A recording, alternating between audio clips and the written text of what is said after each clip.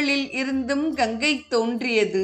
அந்த கங்கையின் வெள்ளம் பற்பல முகங்களாகப் பெருகி விண்ணும் மண்ணும் 7 தீவுகளும் எங்கும் தண்ணீர் மயமாகியது.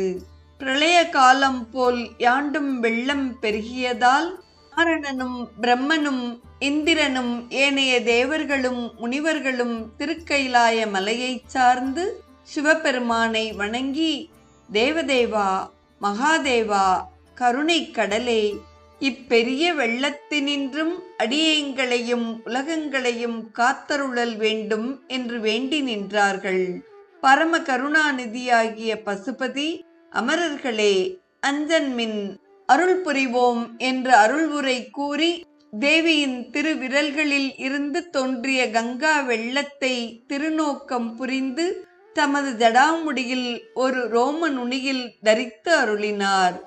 அது கண்ட மும்மூர்த்திகளும் அச்சம் அகன்று இறைவரை வணங்கி, எமையாளும் எந்தையே, எங்கள் இடரை நீக்கிய ஈசனே, கங்கையானது அம்மையின் திருக்கரத்திலிருந்து தோன்றியதாலும் தேவரீரது ஜடாமகுடத்தில் தரித்ததனாலும் சிறந்த புனிதம் பெற்றது. யாங்கள் புனிதம் பெறும் பொருட்டு எங்கள் இருப்பிடங்களுக்கு கங்கையில் சிறிது தந்தருள வேண்டும் என்று விண்ணப்பம் புரிந்தனர்.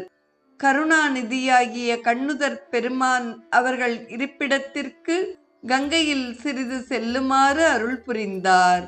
விண்ணுக்கடங்காமல், வெற்புக்கடங்காமல், மண்ணுக்கடங்காமல்